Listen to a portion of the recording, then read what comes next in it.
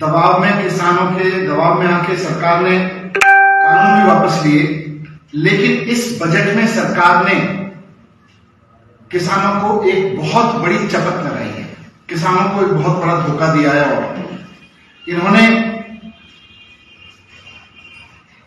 MSP का जो पैसा है, मतलब मोदी जी की सरकार ने इस बजट में किसानों के लिए एमएसपी का पैसा कम कर दिया, उनके जो एमएसपी का फायदा किसान उठाते हैं उनका टारगेट कम कर दिया, उनकी संख्या कम कर दी। मैं आपके सामने रखता हूं, निर्मला सीतारमण जी ने, माननीय वित्त मंत्री जी ने आज कहा कि इस साल धान और गेहूं की खरीद के लिए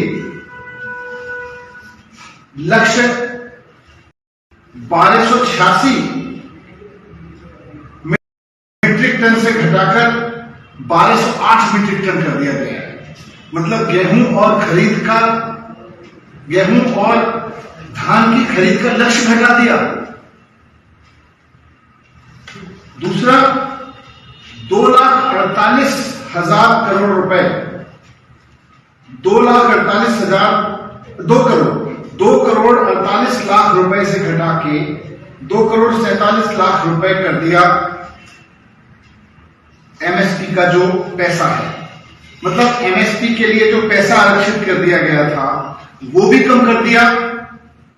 4.5% एमएसपी का बजट कम कर दिया। मतलब एमएसपी किसानों को जो दी जाती है उसके पैसे में 4.5% की कटौती करी है केंद्र सरकार ने, जो कि किसानों के साथ धोखा है। और खुद सरकार मान रही है कि इससे पिछले साल 1 करोड़ 97 लाख किसानों को फायदा मिला था, अब 1 करोड़ 68 लाख किसानों को फायदा मिलेगा।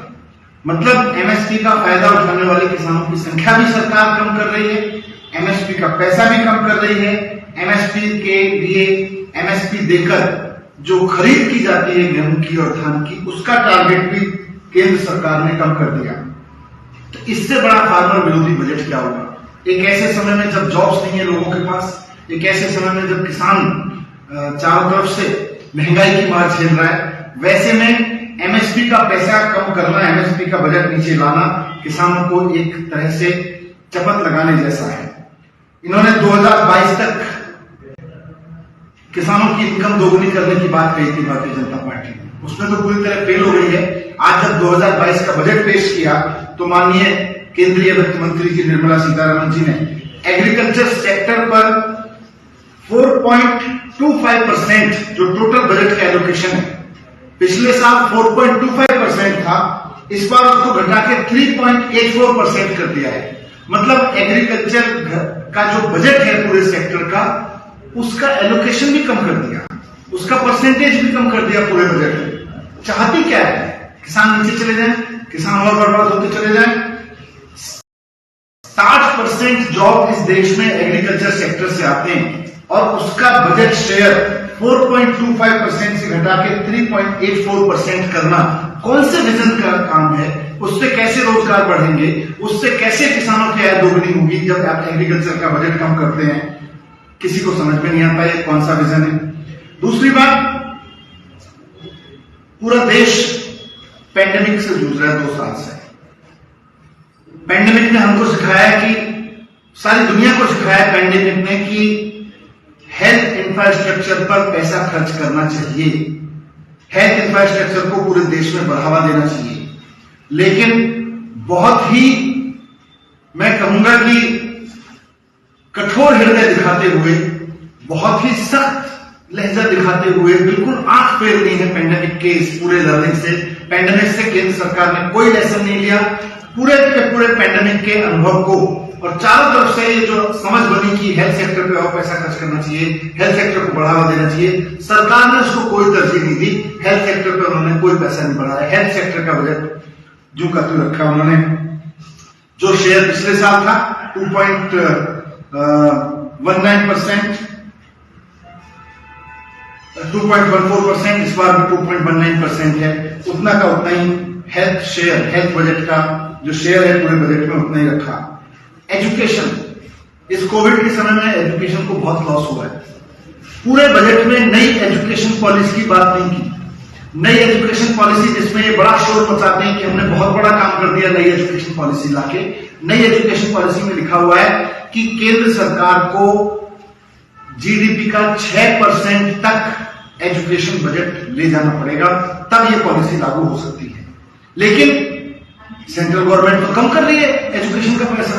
एक तरफ कहते हैं कि हम नई एजुकेशन पॉलिसी लेके आए, एक तरफ कहते हैं कि हम नई एजुकेशन पॉलिसी पे बहुत बड़ा काम करके लेके आए, दूसरी तरफ जब बजट बना के लाते हैं तो एजुकेशन का बजट पूरे बजट से 2.67% से घटा के 2.64% कर दिया। स्किलिंग का बजट 30% कम कर दिया। नई एजुकेशन पॉलिसी के तो खिलाफ है। एक तरफ आप ढोल पीटते हो कि हम एजुकेशन पॉलिसी लेके आए, एजुकेशन पॉलिसी कहती है एजुकेशन में ज्यादा पैसा खर्च करोगे, आप कहते हो हम करेंगे, लेकिन कहां कर रहे हो? बजट में तो दिखता नहीं, बजट में तो कम कर दिया आपने। स्किल पे कैसा पैसा कम कर दिया, फॉर्मल एजुकेशन पे पैसा कम कर दिया।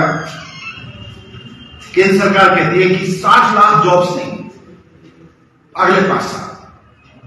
बेरोजगारी आज पैंडेमिक के बाद, लॉकडाउन के बाद की सबसे बड़ी समस्या है। पूरा देश देख रहा था कि शायद नए जॉब्स क्रिएट करने का कोई ऐसा फॉर्मूला निकल के आए, जॉब्स के मार्केट में जॉब्स कैसे बढ़ेंगे उसका कोई फॉर्मूला निकल के आए। इन्होंने केवल और केवल एक जुमला दिया है कि अगले 5 साल में हम 60 लाख जॉब्स देंगे। इनका कहना है कि प्रोडक्शन लिंक इंसेंटिव पीएलआई से लेंगे। पीएलआई इनकी 2 साल पुरानी स्कीम है। पिछले 2 साल में एक भी जॉब नया क्रिएट नहीं हुआ पीएलआई की वजह से। जब 2 साल में कोई नया जॉब क्रिएट नहीं हुआ, अगले 5 साल में आप 60 लाख जॉब क्रिएट कर दोगे। क्यों जुमले दे रहे हो? किसको जुमले देके आप बनाना चाह रहे हो? अल्टीमेटली लोग नौकरी ढूंढ रहे हैं, जुमले नहीं ढूंढ रहे हैं। आज डेटा कह रहा है बजट का, जो बेरोजगारी का, 5.5 करोड़ लोगों के पास में तो कोई जॉब नहीं है। जिनके पास में है उनके पास भी कैसे है वो अलग बात है, लेकिन 5.5 करोड़ लोगों के पास में जॉब्स नहीं है। आप कह रहे हो 60 लाख जॉब देंगे अगले 5 साल में, एक ऐसी स्कीम से जिसने पिछले 2 साल में जिस स्कीम से एक नया जॉब क्रिएट नहीं हुआ है, तो कोई विजन नहीं दिख रहा। जॉब्स का कोई विजन नहीं है, हेल्थ केयर का कोई विजन नहीं है, एजुकेशन का कोई विजन नहीं है। किसानों का पैसा कम कर दिया, एग्रीकल्चर सेक्टर का पैसा कम कर दिया। मिडिल क्लास के लिए कुछ नहीं है। मिडिल क्लास इस देश की इकोनॉमी को फीड करता है। मिडिल क्लास जब कंज्यूम करता है, जब यूज करता है, तो इस देश की इंडस्ट्री, इस देश का व्यापार, इस देश का बाजार आगे बढ़ता है। लेकिन मिडिल क्लास के पास में पैसा बचेगा तब तो करेगा। कोविड ने, लॉकडाउन ने उसकी कमर तोड़ के रखी है। मिडिल क्लास को पूरी उम्मीद थी कि इनकम टैक्स में कुछ राहत मिलेगी।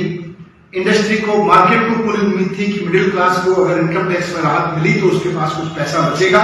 उस बचे हुए पैसे को वो मार्केट में लगाएगा, परचेसिंग में लगाएगा, उसकी परचेसिंग पावर बढ़ेगी तो डिमांड बढ़ेगी। 2 साल पहले जो लॉकडाउन लगा उसके बाद से मार्केट में परचेसिंग नहीं हो रही है, मार्केट में सेल नहीं है। सारी इंडस्ट्री कह रही है मार्केट में सेल नहीं है, सेल नीचे जा रही है, सेल नीचे जा रही है। 2 साल से सेल उठ नहीं पाई है। आज जब जरूरत थी पूरे मार्केट को सपोर्ट की, तो सबसे बढ़िया तरीका यही था कि आप इनकम टैक्स पर राहत दो ताकि उसके पास में कुछ पैसा बचे मिडिल क्लास के पास, और मिडिल क्लास उस बचे हुए पैसे को कुछ परचेसिंग में यूज करेगा। परचेसिंग में यूज करेगा तो अपने आप इकोनॉमी आगे बढ़ेगी। लेकिन बहुत बुरी तरह से निराश किया है।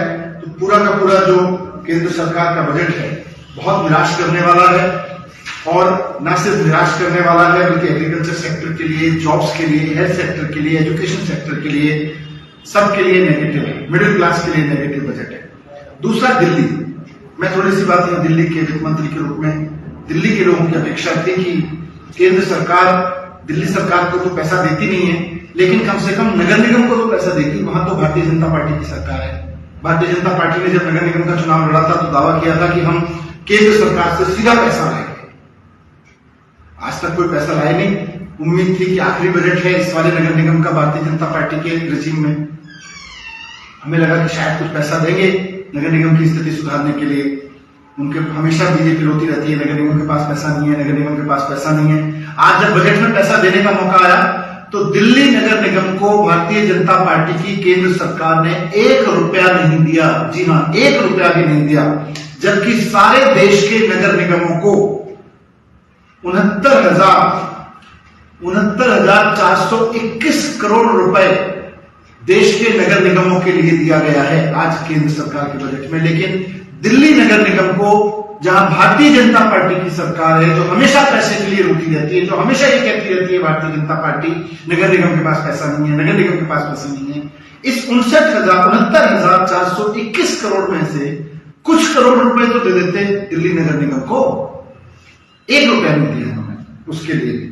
नगर निगमों को बर्बाद करके रखा हुआ। दिल्ली सरकार को 2001 से 325 करोड़ रुपए मिलते हैं, 21 साल हो गए।